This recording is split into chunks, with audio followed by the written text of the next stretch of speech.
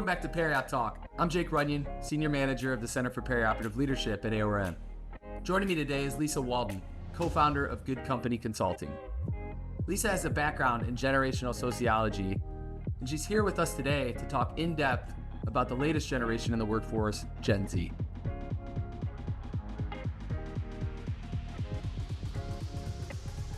Excited to have you back with the AORN audience, Lisa. We had 2 webinars for Leader Exchange, one on multi-generational workplace, and then one specifically on Generation Z. And that's where you'd like to pick up today's Periop Talk episode. From a Generation Z perspective, how do you define them? Yeah, that's a great question. So, Jake, we've worked together long enough. I'm going to answer this in 2 separate ways. So for those listening in, there are kind of 2 approaches or 2 different lenses to defining a generation. The first is the birth years. So it starts with the birth years. So the way that we define Gen Z in terms of what years they were born is 1996 to 2010.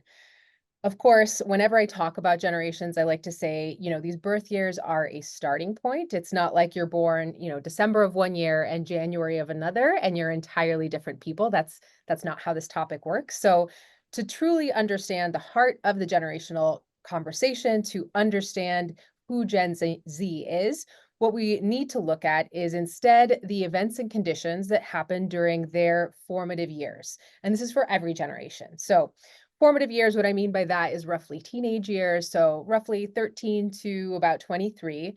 During that period of time, we are experiencing a great deal of brain development, coming to terms with the world around us. And so the things that are going on really impact and influence our generational identities. So events and conditions that might include things like elections, like we're going through right now, something that's happening in the political sphere. It can include economic conditions, things like hurricanes, which we've also recently experienced, or any big climate situation. It can include pop culture, music, all kinds of different things in those events and conditions.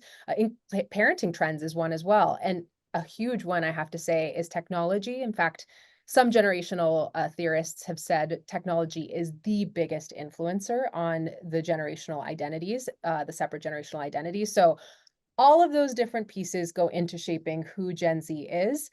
It's a long answer to your question, Jake, but we need to set the foundation in order to have this conversation. So Gen Z, again, is defined by the birth years of 96 to 2010. It's usually about 15 years for generational cohorts. But the real heart of Gen Z is defined by those things that they've experienced and the younger ones are still experiencing in their formative years. Lisa, I recall from one of your webinars that makes 96 makes the oldest Gen Z in the workforce 28 years old. Is that right? Yeah, that's right. So some are about 5 years into their career. Let's start with the technology that you just mentioned. How has the technology and that being in front of them, basically their entire life, helped shape their worldview and expectations, would you say? Yeah, it's such a a big question to answer, but I'm going to try to give you the highlights here. So technology is absolutely essential to look at when looking at Gen Z. For a lot of people, they'll talk about my generation is millennials, also known as Gen Y, but millennial is the name that really won for my cohort. Millennials, we were born between 1980 and 1995. And for millennials, a lot of people said that we were the digital natives. We grew up with technology. We grew up with, the internet coming into the fore. And that's actually not how we see it at GC's Good Company Consulting, my business. We look at it more as millennials were digital explorers and Gen Z are the true digital natives. They are the ones who have never known a time without smartphones. The first iPhone came out in 2007. Gen Zers have pretty much, for the most part, always known a time when they had access to these supercomputers, this technology that has totally changed the way that we move through the world. And so for them, some, clients will tell me when Gen Z enters the workplace, they are kind of hesitant to approach certain things. They are always asking questions. They want to know what it looks like before. How did we get to this point before? And that is so normal and natural, because if you think about it, this generation has always had access to the how. They've always been able to access information and very clear roadmap of information for how to accomplish something. So if they want to know how to change the oil in their car, they can YouTube that. If they are trying to figure out, how to fill out a form or a document, or even like sign a check, like fill out a check, something that they rarely have to do, they can look it up on TikTok. There are so many different tools for them to access. Whereas for me, a millennial, when I was younger, it was maybe I would access an Encyclopedia Britannica, and then I had to wait for dial up to ring and go through the whole process before I could go on the internet. I saw something the other day that was, saying, remember when when we all had computer rooms? Literally a computer room. This is a piece of a room in our house where we had our computers. We didn't have laptops. We didn't have smartphones. In order to access the internet, you had to go to a specific room, wait for the dial up to happen, kick off anyone who was on the phone line. And that is where you accessed all of this information. Not so for Gen Z. They've always had ubiquitous access to information, to Wi Fi, to these supercomputers, as I said, in their pockets at all times. So it's very natural when they enter the workforce, they're going to want information and access to that roadmap of how to get from point A to point Z, or wherever you're trying to get them. And some of my clients will find that kind of frustrating of, why do we have to feed them this information? Shouldn't they be able Yeah. to figure it out by themselves? To that, I say, I understand your frustration, and they just grew up in a different context than we did. So it's natural to feel a little frustrated. Change is always hard, but can we understand the why behind the what? See where it comes from, and then know that, okay, they're going to come in with slightly different needs. How do we adapt and give them what they need to be successful? Suspend judgment, work through our feelings on our own, do our own one-on-one work, processing those feelings, and then show up as leaders, able to give this new generation what they need in order to be successful. So that is one among so many different pieces of how technology has really shaped Gen Z as a generation and how they're showing up at work. Yeah, in the operating room, I've talked to a lot of colleagues over the last probably 5 years, especially since this generation entered the workforce, Lisa. And there's so much that you need to learn as a new perioperative nurse, for example, procedures and surgeon preferences and, what's going on with the anatomy, et cetera, that some get frustrated by this, which is what I want to hit on next, but that they're used to finding the answer. So they're on their phone, they're Googling it, maybe there's other new hip ways aside from Google, but they are looking up the answer because that's what they're accustomed to being able to do. Yeah. And so historically, we in the OR have seen having your phone in the operating room as maybe a not so good of a thing, but they are utilizing this technology to their benefit. So hearing you say that, you see this play out in real life. Um, is it fair to say, you started to hit on this, Lisa, is it fair to say that the older generations do get frustrated with the younger generation, maybe their style, their work ethic? I know I've heard you say that generally that's the case across generations. Can you kind of talk about what you've seen and heard from the Gen Z perspective on that? From the Gen Z perspective, in terms of, people being frustrated with Gen Z, or Gen Z being frustrated with their bosses? The older generations being frustrated with Gen Z. Oh yeah, absolutely. And for me, it's almost humorous at this point because it happens every single time a new generation enters the world of work. It is so cyclical, so predictable, that it's at this point it's funny to me. It's humorous how these patterns repeat themselves almost in a, literally copy paste kind of way as new generations enter the world of work. So for millennials, we experience the same thing. Even for Gen Xers. Gen Xers are like, we've always been great workers. Well, ask boomers about that and traditionalists about that, because they might not have the same opinion. Xers were seen as apathetic slackers when they entered the workplace. These, kids with super cynical humor. Millennials, entitled, narcissistic, lazy, wanted to have access to people in positions of authority right away. And Gen Z is just the latest generation to enter the world of work and be subject to all of these feelings of frustration because of change. I think that's what it comes down to every single time. Change is uncomfortable. We don't like change. every generation thinks their generation is the best. I think millennials are the best. Xers think their generation is the best. Boomers always cheer and clap for their generation. No surprise, Gen Z thinks they're the best. So we all have these natural reactions to change, and that's what's happening. Am I seeing frustration with Gen Z at work from leaders? 1,100%. I work so much, Jake, as you know, in the realm of healthcare. Between Hannah, my business partner, and we have spoken to, I think, about 25 of the 50 states' hospital associations at this point. So we are very enmeshed in this world. We do a lot of work with nurses and nurse leaders, and of course, periop nurse leaders. And the thing that I hear again and again is these young nurses, they have no work ethic. They have extremely poor communication skills. They are not professional. They have this lack of professionalism. They're super tatted up and will have, piercings in their face, and they want to show up to the OR like that. And that's scary and new and different. And it doesn't seem super, super professional to me. They have a lack of loyalty. The list goes on and on and on and on. Mm-hmm. Nothing new to me.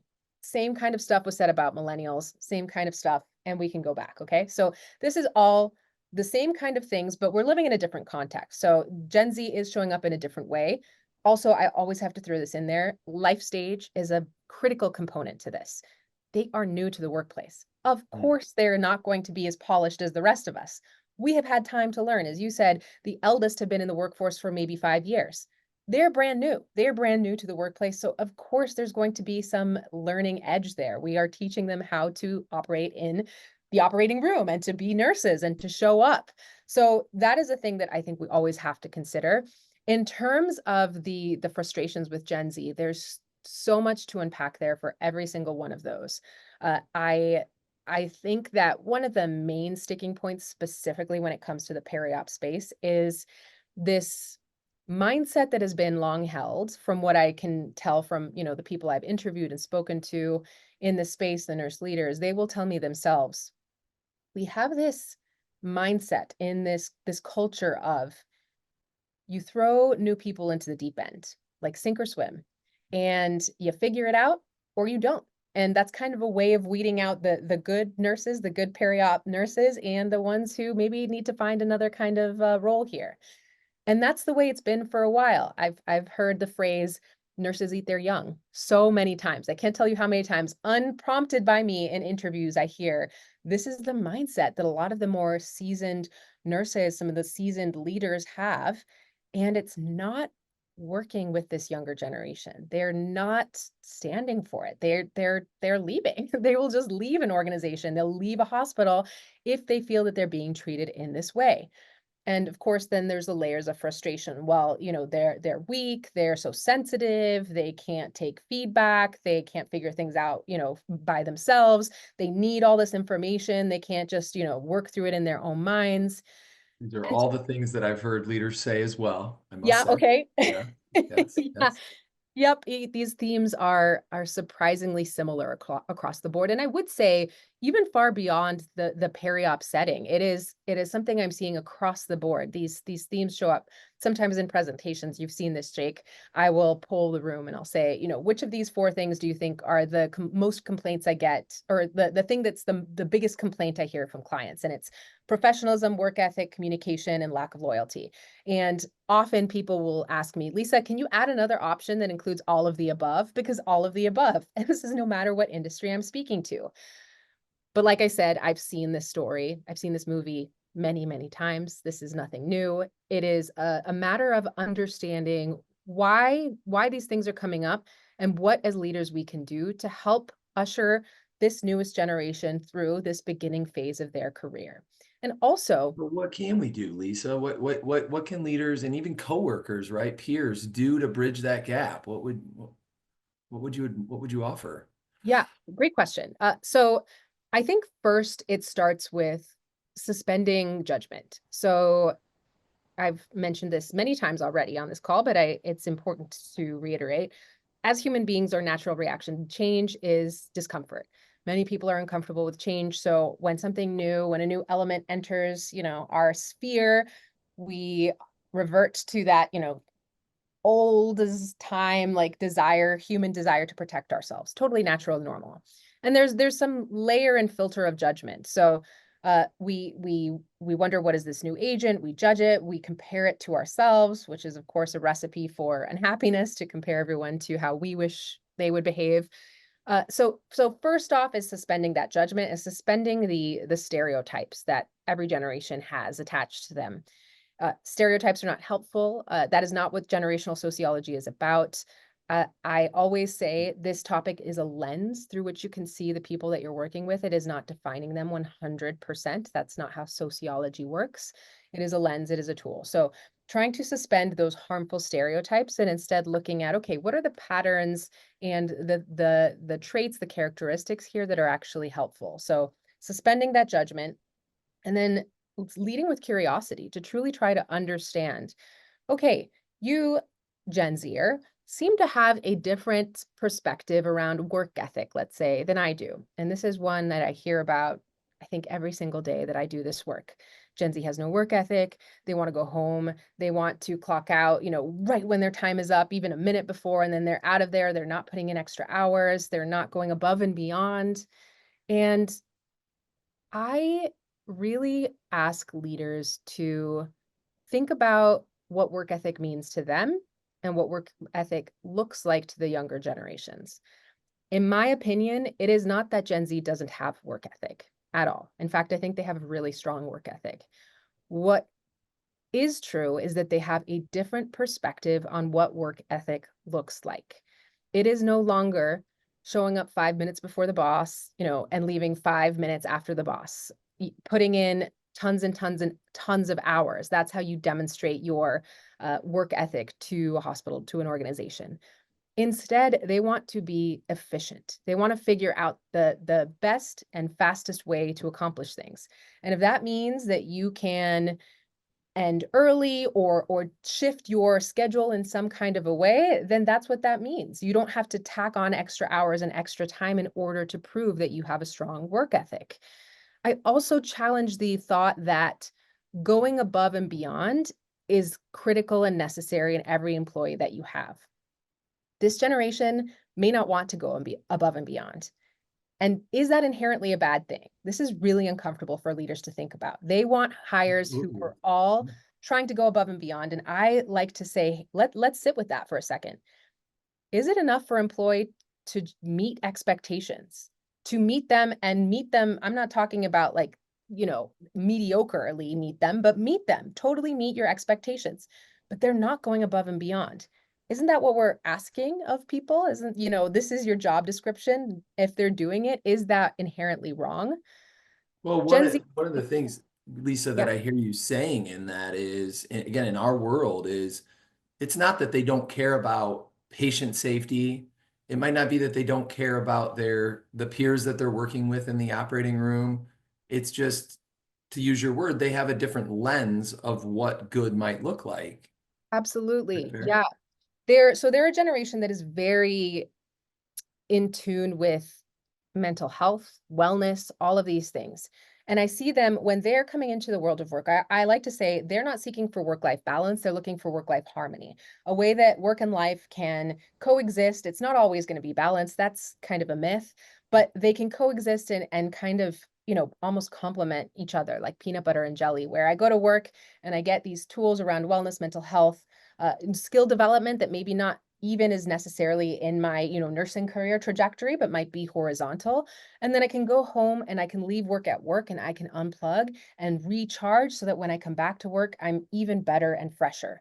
And this generation, they are unwilling, by and large, from what I have seen, to put themselves as number two. They care about patients. They love their jobs. They're extremely passionate. I've spoken to so many, as a part of my research, I speak to Gen Z all the time. In fact, every single presentation that I do on Gen Z, I will say, if there are any Gen Zers on this call, on this meeting, in this room right now, please come talk to me afterwards if there's anything that doesn't resonate or that you want to add, because my work is always collecting information and I want to tap into the source. So they are extremely devoted, passionate. They care about their work, but they will not do it at the sacrifice of their own well-being. It is a huge Sounds wise. shift. Doesn't it sound wise? It Doesn't it sounds sound so? wise, Lisa. It's almost like you can't pour from an empty cup, and they know that. And so this is a tweak A that lot of us in this older generation have tried to pour from the empty cup. At least I have. Yeah, and there is a crash out point. There is a point at which you simply cannot give anymore, and then the people who end up losing are your patients.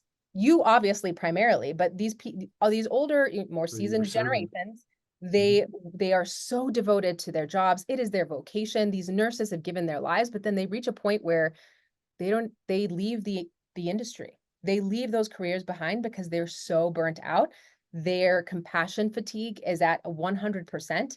They cannot give an ounce more. And then we lose some of the best, brightest, most devoted minds and nurses because they burned themselves out.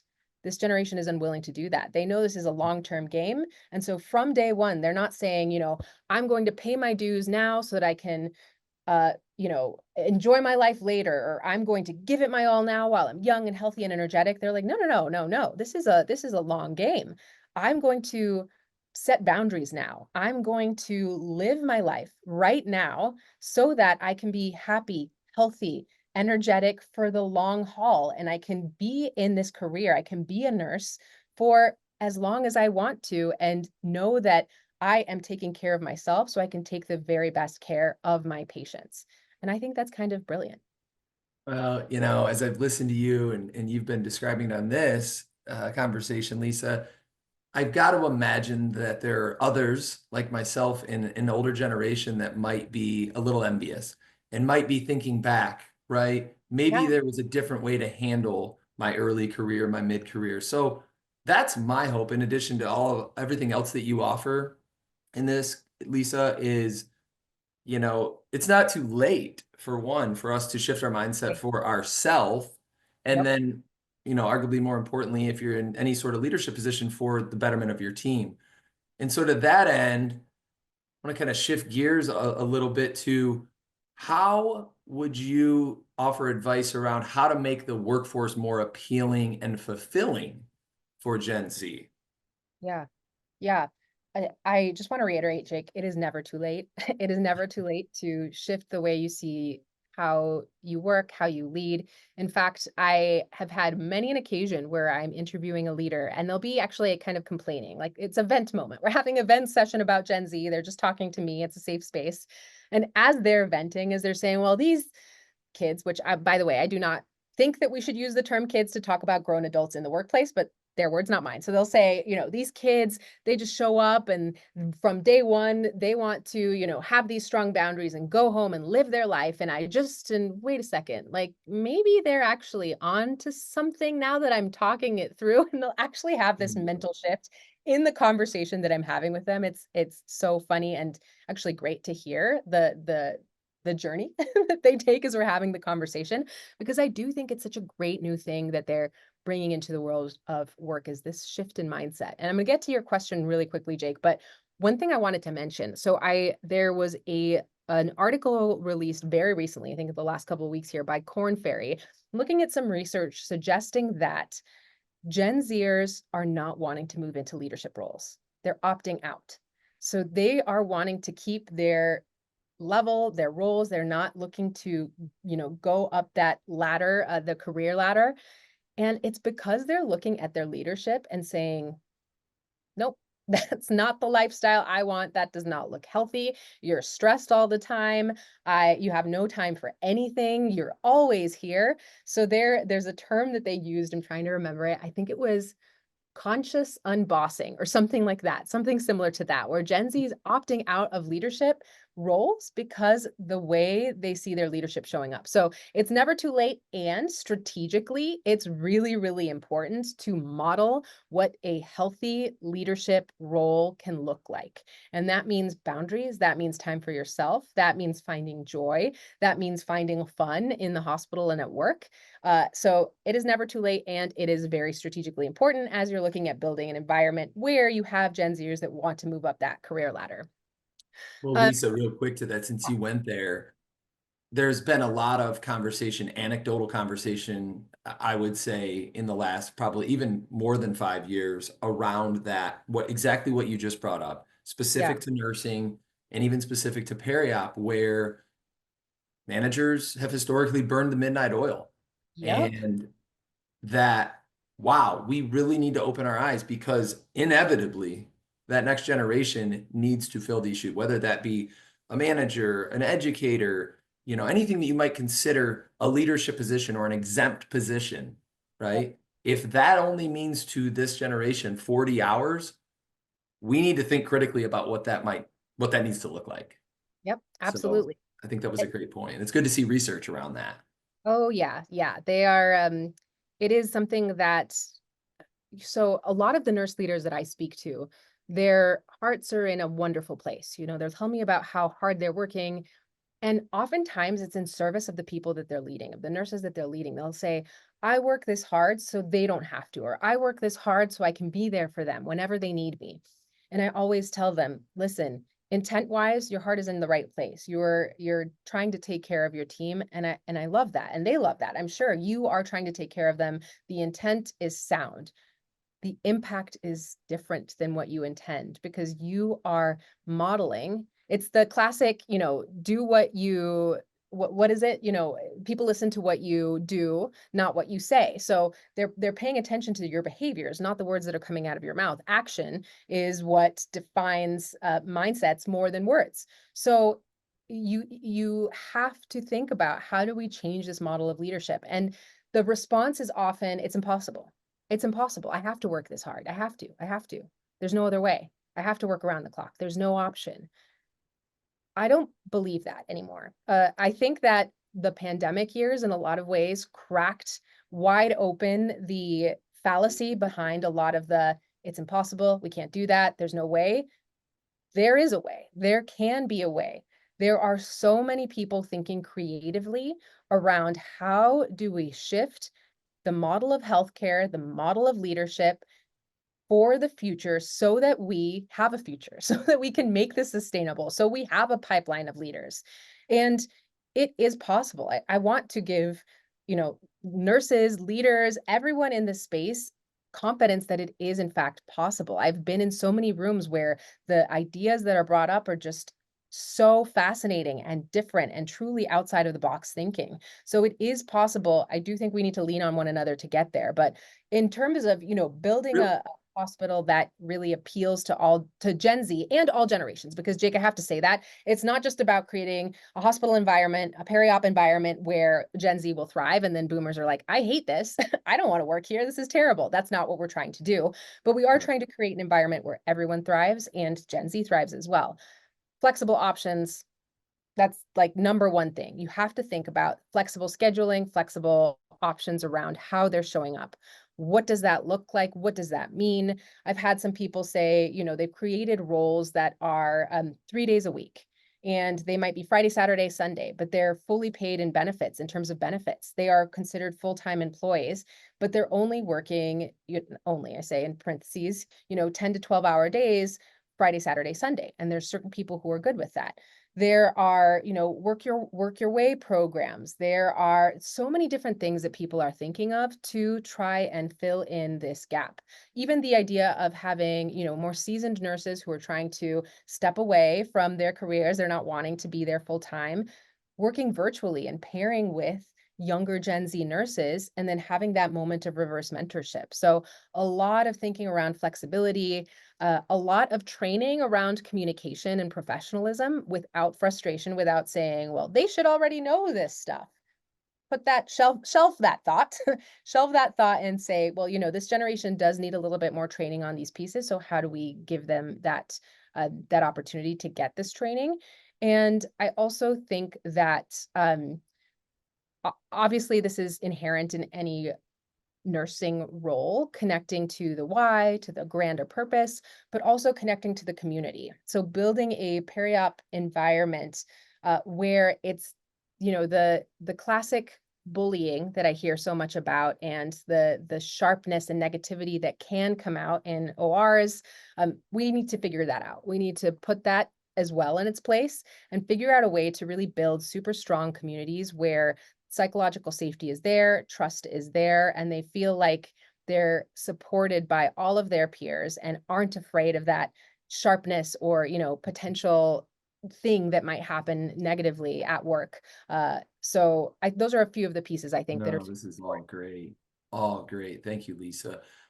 How would you, what would you say to somebody in a preceptor role? They're precepting a new nurse that's a Gen Zer. How did they go about offering feedback and mentorship? And Yeah. you know what I mean? Maybe that's crucial feedback. Anything different than a different, and I know the answer is different than another generation, but what is that, Lisa? Yeah. So for preceptors, I would say this kind of applies to everyone, to be honest, but perhaps is even more important with Gen Z.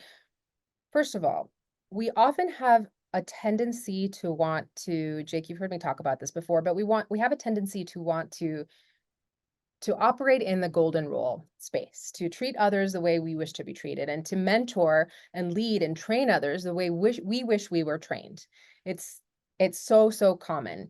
Uh, and that is not a super effective strategy.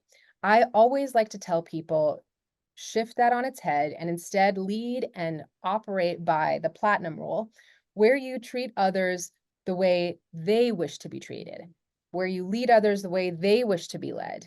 There's this example from when I was new to the workplace and I had a leader and she was amazing, amazing, amazing leader. She's actually a huge reason of why we started Good Company Consulting. And she was the leader who told me, if you have that pit in your stomach on a Sunday night, this was when she was onboarding me. She said, if you have that pit in your stomach on a Sunday night because you have to go to work on Monday, come to work on Monday, I need you to tell me because I'm doing something wrong.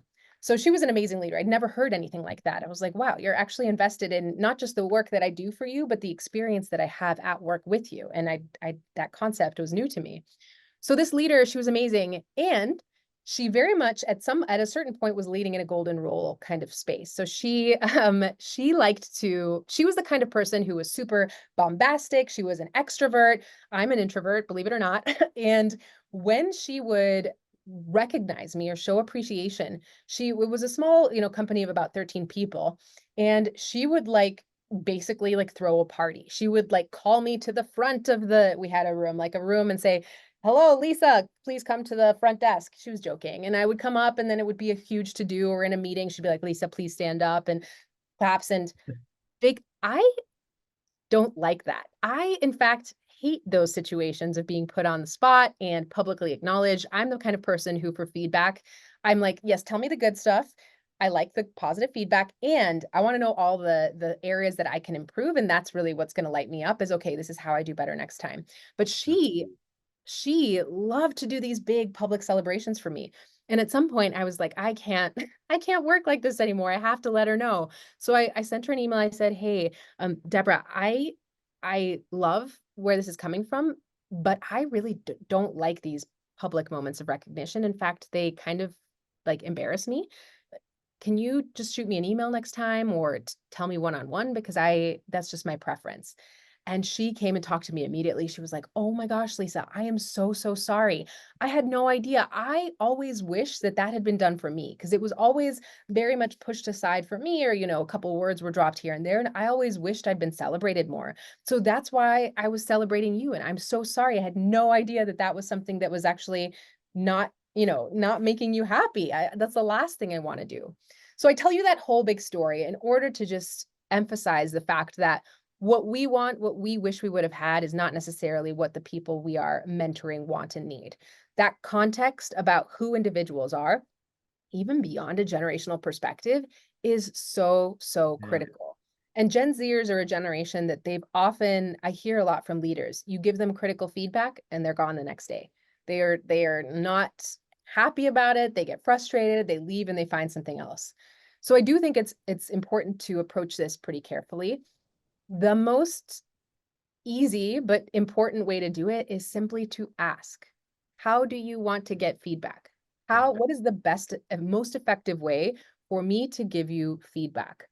Then you might even need to give them a few examples. They may not know right off the bat, but to ask them to give them that space and say, and I think it works best when you do it both ways to say, let me tell you how I like feedback. Let's say I'm a Gen Xer, and so I don't need any of that fluff. I just want it to be direct. There's nothing wrong with the fluff. I just particularly don't like it. Maybe don't call it fluff. There's nothing wrong with the positive feedback, but I don't necessarily need it. I just want to get to the point. What is it that I need to improve upon? Absolutely. And I'm open, as your preceptor, I'm open to that because I know that I'm not going to come at this perfectly the first time.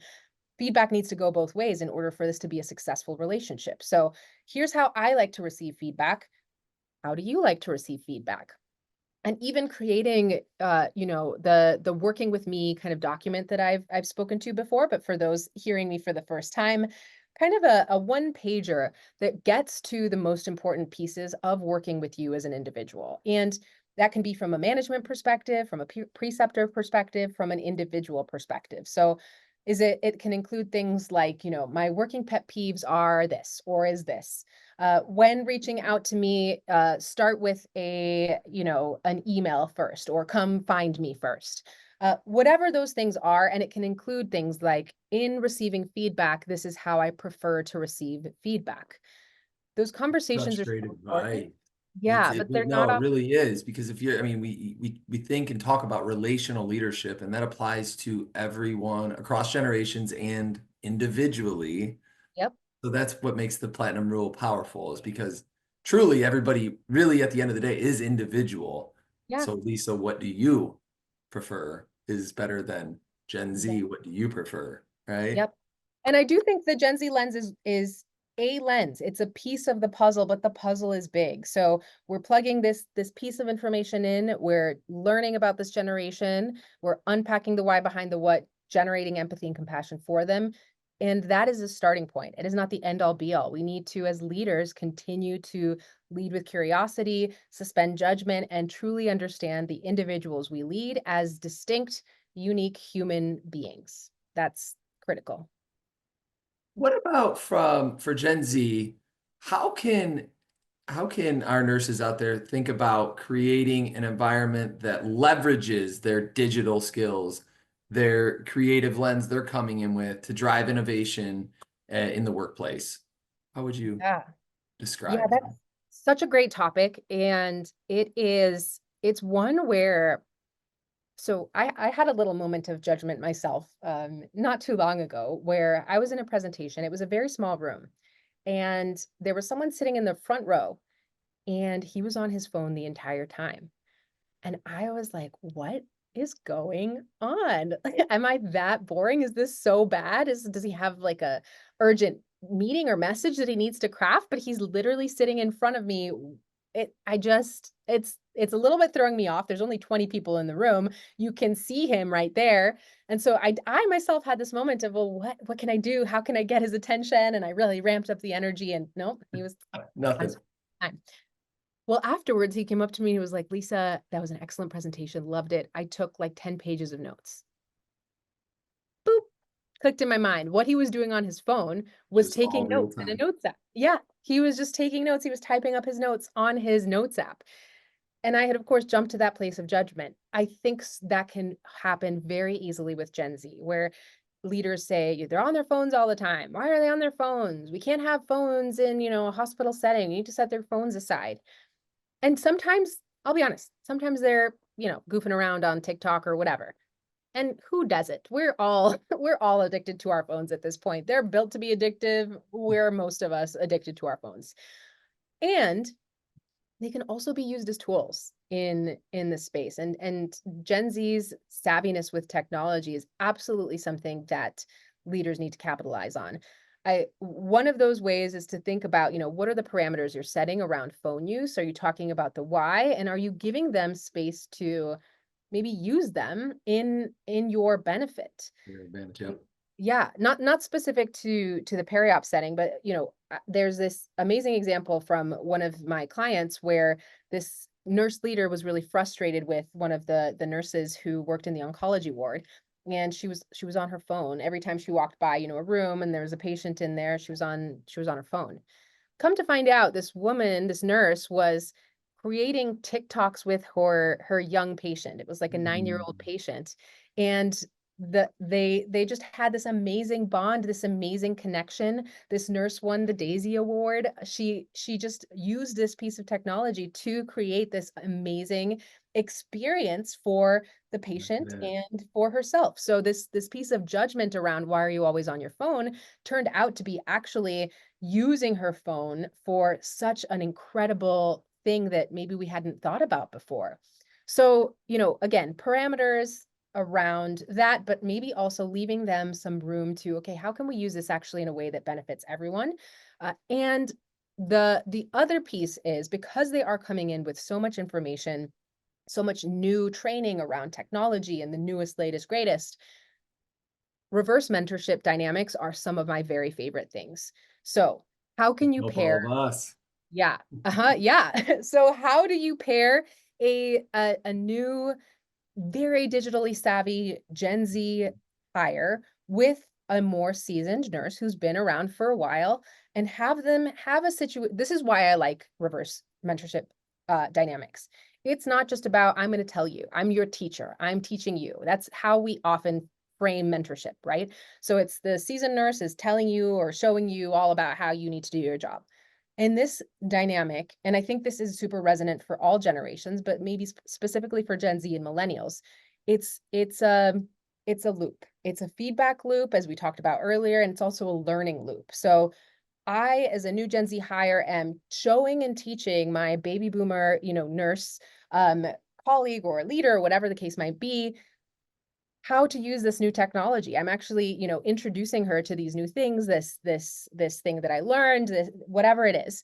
And then reverse, the baby boomer nurse is teaching this Gen Z hire maybe professionalism, how to engage with a patient, things that she has picked up along the way or he has picked up along the way. All of the things that you learn by being on the job, they can teach Gen Zers, and Gen Zers Right. can about technology. And it's not. Lisa, I have an example of that myself, and everybody listening will appreciate this. Even as myself, I think I call myself a zillennial now, right? Yep. Because I'm very Yep. top end of the millennial. I identify a little more as Generation X. But anyways, technology is not my strong suit. So we all in the operating room have a problem with preference cards. I know you've Mm, heard this mm, in some of your interviews, right? So we there's a lot of them. They have historically been either on paper back really in the day, and then they also had come onto these platforms that we use for EMR that aren't that easy to decipher. And so mm. the first time that one of a younger professional I was working with used a Google sheet, I was like, wait, what? These can be shared. You can access them on your phone anywhere. They can be shared to all of your colleagues, right? It They was can like be this, edited in real time. whoa. Yeah. I know. It's And, incredible. and that was literally what you're talking about, right? I mean, they were just to the point where they were like, there's a better way than this. Yep. And they came up with it. Yep. Now, there were then, right? And this is why I love this conversation. There were then the next steps of, okay, we have this platform we're supposed to be using. How can we then incorporate this newer way of thinking, which Yep. leads to more innovation, right? It might be a combination of the two. And so they were literally shepherding us to a better way. Absolutely. And Jake, I think that so this is such an awesome example, and I'm going to use this. So thank you for this story in the future. But your expertise was necessary as well. The people who have been interacting with the handwritten preference cards and, dealing with that, bring some wisdom and experience that is necessary in creating a Google Sheets doc that is really pulling its weight and doing what it should do. Because them introducing this new technology is amazing, and the experience and insight that you have, interfacing with this older way of doing things is critical. This is why, it's so cheesy, but it's so true that when we have diversity in opinion, diversity in thought, that's how we create the best, most innovative things that are truly going to work in our working environment. So it's both taking that new piece of technology, that new innovative idea that maybe you never would have thought of, and taking this wisdom and this experience and fusing it. And that's what makes the magic. That's why, these bridging these intergenerational gaps and really getting people to connect with one another is so magical. It creates It, literal magic at work. it does.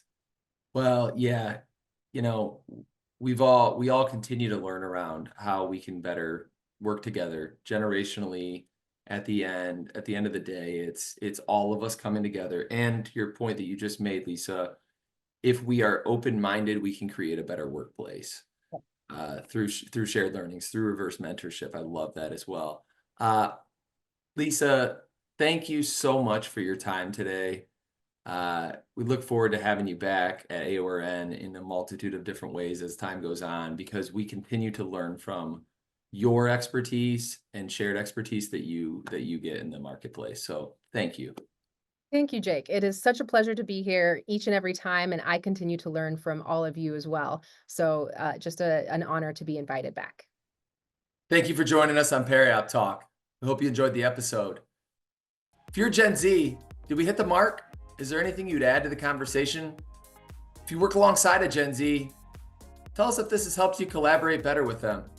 Leave that in the comments below. We'll see you next time on Periop Talk.